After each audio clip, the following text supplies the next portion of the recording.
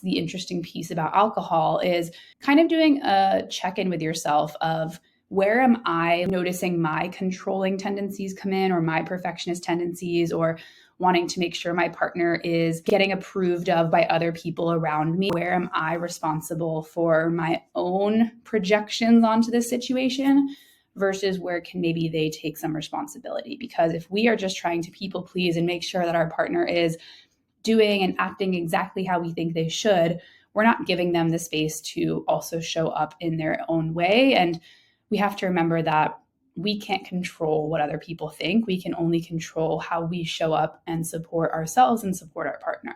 Hi, and welcome back to the channel. My name is Sarah Yudkin, and I'm a relationship anxiety coach who's here to help you learn about all things love, relationships, and how to navigate anxiety in your relationships. If relationships are really meaningful to you and you've gotten any value from my videos so far, I'd love to invite you to subscribe to my channel and become a member of the You Love and You Learn community. This goes a long way to supporting me in this channel and makes sure that you don't miss any new videos coming out. And if you enjoy this video, I'd love to hear from you. Drop me a like and a comment so I know what's resonating. Thank you for watching, and let's get into it. Hi, everybody. Welcome back. So happy to be here with you. I am going to be talking about a subject that can sometimes feel a little uncomfy today, but I think more people have questions about it than we realize, or have situations that they navigate with this in relationships. And it's something that a Patreon member asked me about, and I figured I would explore in an episode. So we are going to talk about the influence of alcohol in relationships. And before we dive into this topic more, I just want to be very clear that this is a very personal and subjective topic. Everyone that you talk to about this probably will have a slightly different opinion or unique perspective about it.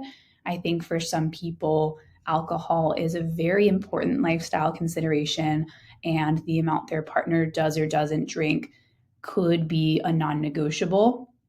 For other people, it's a topic that might not affect them very much at all. And for some people, they may still be exploring, does this feel important to me? Does it not? And still kind of navigating this question mark within their own relationship, or it may be an ongoing thing that they do deal with in some capacity. So wherever you're at in that spectrum, please know that there is no right or wrong. And I want to just explore a little bit more of my thoughts on this topic today. And I would love to hear if you do listen and you resonate with certain things. Feel free to send me a DM on Instagram about it, because I love having open discussion about the things that I'm talking about on the podcast. So I will just be vulnerable and open and share that this used to be one of my biggest triggers and question marks in my relationship. And it's something that at a high level, Nate has mentioned that he is comfortable with me sharing about, but obviously I do want to respect like some level of privacy within our relationship. But what I do feel comfortable sharing is that this is something that we have navigated throughout most of our relationship, and it's something that can still affect me depending on my headspace. But it's something that, as it stands now, has never crossed into deal breaker territory, even though there have been moments where it has felt really uncomfortable or frustrating. And I think that I can tell pretty easily, and like I'm maybe a little bit sensitive to, or like very aware of, sometimes like hyper aware of when Nate is teetering on being overly tipsy. And I kind of notice he's being less himself in a way. I don't even know what that fully means, but like the way that he is in our day-to-day life, I notice that he's showing up in different ways, and not necessarily bad ways. There was a wedding that we were at, and we were kind of joking that Nate was just very lovey towards me, but we were almost joking like, oh my gosh, you're being a stage 5 clinger, because he was like very in my space. And it wasn't, again, necessarily like, oh my gosh, you're crossing a boundary and you're in my space, but it was just like, okay, I feel like I am not having fully the own conversations that I would have been having if we were both kind of mingling and doing our own thing. So it's again, not necessarily things that are non-negotiables, but there have been nights where maybe he drank too much and I felt like I had to worry about him, or like making sure that we were getting home safe in an Uber, or not feeling like I could have the same amount of fun at an event because I noticed that he was starting to be a little bit more drunk than maybe a perfect world we would have it. And so this is, I think, a both and, when it's like both, okay, this is something that I think is worth exploring in a relationship, and like how can we have open dialogue around like what are the expectations and limits that we each think are helpful to have for each other and for ourselves. Like, how do we want to show up when we go out together at events? Like, do we want to feel like we are getting super tipsy and we don't really care? Or does that feel maybe uncomfortable for one or both of us? Just kind of having the conversation about it. But what I would notice is that there were a lot of things that I think my anxiety latched onto that really heightened the drinking. Because, for example, there will be times when maybe I notice myself starting to feel a little bit irritated or anxious around Nate if he's drinking, and my friends will have 0% of that anxiety. Now, to be fair, if their significant other was the one doing something, it might change it. But I do think that some of this is my own personal reaction to the situation. And I think part of it is because things feel a little bit less in control when alcohol is in the mix. Things also feel a little bit less familiar. It's like, oh, maybe I don't know what's going to happen, or maybe you're not showing up in the exact way that I'm used to you showing up. And then there's this anxious tendency to kind of latch on to the worst case potential scenario. Like, what if something bad happens tonight? Or what if it's always like this and we always are having to deal with this problem? Or sometimes when I was really in the thick of spiraling about this topic, it would be like, well, what if Nate is actually an alcoholic and I don't know about it? And I think all of these are very clearly anxiety because they are like, what if questions. Well, how can I know something bad won't happen tonight or in the future? And obviously, that is just our mind and body's way of trying to keep us safe. And I'm not saying that we should ignore or write off something like someone's relationship to drinking in a relationship, but at the same time, it's no different than other anxious patterns. Like, how can I be sure that I'm choosing the right job? Or how can I be sure that I'm choosing the right partner? It's still anxiety trying to predict the future, trying to get things under control, and trying to get certainty where there isn't always certainty. Like, I don't have certainty of how the rest of the night is going to go. I don't have certainty over what Nate's relationship with drinking will be like in the future.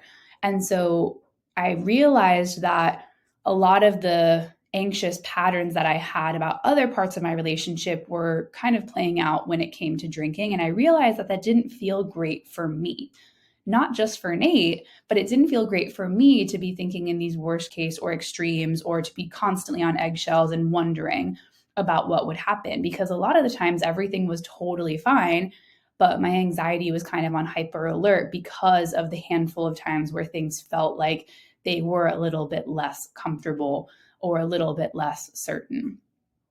So, what Nate and I have talked about when it comes to drinking is, again, this notion of both and. Like, we each can work on things. He has acknowledged, okay, yes, there are times when I feel like maybe I can be more mindful of how I'm showing up. I want to make sure that I am constantly having water throughout the night, or constantly, eating a full meal before we go out and go drinking, or if we're going to a concert, like making sure that like I'm actually taking care of my body. And if I feel too tipsy or drunk, like I don't like that either. So I'm also going to be mindful of how much I'm drinking or how often I'm going to get a new drink. Now, of course, it's not perfect. Just because he has that intention doesn't mean that every single time it happens. But for the most part, like over our relationship, this has been something where he's really taken steps and grown in this area. And I think everyone's bodies are just different. After a few drinks, like my body has kind of this threshold where I know like I feel like I'm at my capacity, or maybe there's this subconscious part of me that doesn't want to be out of control, whatever it is. Whereas I have plenty of friends or Nate or other people who that switch doesn't get flipped for them. And so they can drink many drinks before, and I don't even know if they notice they're starting to get more drunk or out of it, you know? So I think everyone's bodies are different, but that's one thing Nate has acknowledged and he's taken steps at and grown at it. Something that I acknowledged, we acknowledged, he acknowledged, like we were kind of just like both realizing as well that something I can work on is my tendency to comment about what's going on or to try and kind of control the situation. There would be times when maybe I would be kind of staring from across the room if Nate was going to get another drink, or maybe I would be trying to make a comment about things when he was one drink in and totally fine. And he was like, that doesn't feel fun for me either, because it feels like you don't trust that I can handle things. And it feels like this energy of control in the room when this is going on. And so I agree with that. I agree that my desire for things to be under control is also contributing to this. And to be fair, going to concerts or music festivals or going out to have dinner and drinks with friends or whatever it is, like that has been part of me and Nate's relationship for our whole relationship. It's not like I have had these boundaries around alcohol where I'm like, I don't drink and no one else around me can be drinking. It's very much been a part of our relationship. And so I think, of course, as we're getting older and as we're, you know, just in different seasons of our life, there's less of that happening for us, at least. Like we're kind of slowing down a bit. But I think that it's also just worth noting that like, it's not necessarily fair of me to be kind of controlling how things are or monitoring things when I'm also responsible for my own self and like how I'm showing up in those moments. So I think that's the interesting piece about alcohol, is doing a check-in with yourself of where am I noticing my controlling tendencies come in, or my perfectionist tendencies, or wanting to make sure my partner is getting approved of by other people around me. Where am I responsible for my own projections onto this situation versus where can maybe they take some responsibility? Because if we are just trying to people please and make sure that our partner is doing and acting exactly how we think they should, we're not giving them the space to also show up in their own way. And we have to remember that we can't control what other people think. We can only control how we show up and support ourselves and support our partner.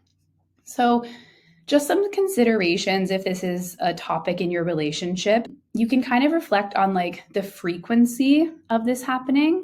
How often does this topic show up? Are we going out, you know, every single weekend, and then there's something that comes up that is causing me to be bothered or frustrated? Or is this happening like once a year? What is the frequency where you notice alcohol being something that is maybe impeding on the closeness of you and your partner?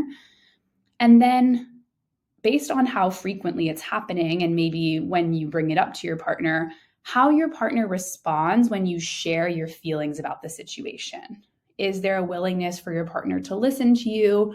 Is there a willingness for them to validate you and what you're feeling? Obviously, the way you bring up this conversation can make a difference. If it's like, oh my God, I can't believe you did that. That was so embarrassing. How could you? That might be a very different conversation than, hey, I was noticing that I was feeling a little, you know, uncomfortable because of this thing happening last night. And I was just curious your thoughts on the situation. If you noticed that, or if that felt good for you, things like that.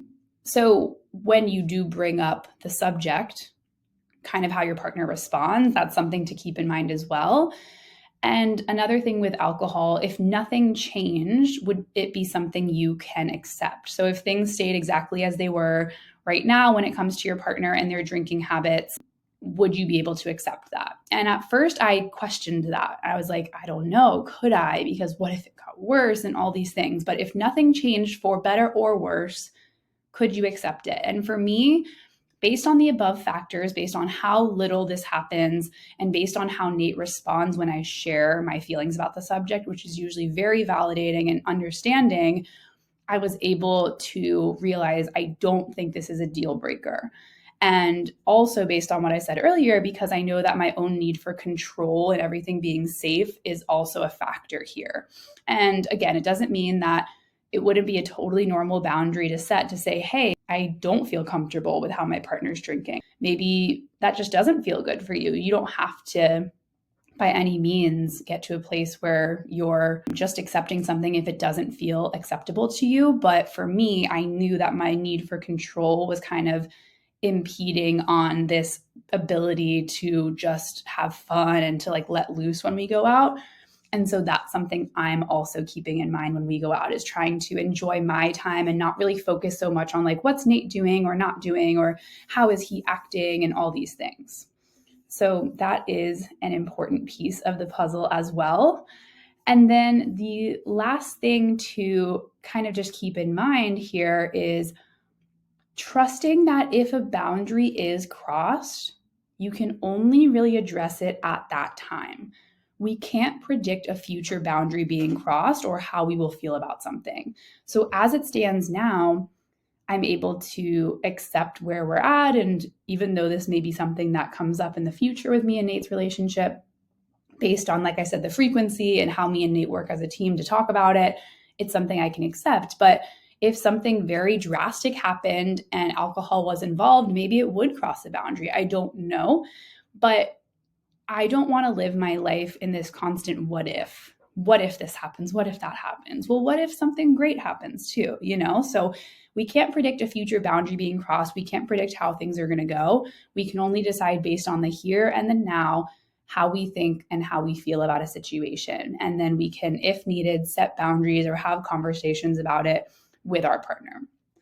So this was a short and sweet episode, but I do think it's important to just talk about this and be open about it. And obviously, I'm not here to say alcohol is good or bad. I am one to go out and have a drink every now and again. So I think that it's important just to reflect on what you think about this and to see what resonates based on what I'm sharing, and to reflect on these considerations, the frequency, how your partner responds when you share. If nothing changed, could you accept this? And knowing that you can only address boundaries being crossed typically in the moment, or enforce boundaries in the moment. You can't predict the future. So thank you so much for listening. I hope this episode was helpful. If you have any thoughts, I'd love to hear them. Or if you have personal experiences navigating this subject and things you've learned along the way, feel free to send me a DM at You Love and You Learn on Instagram, and I will see you in the next episode.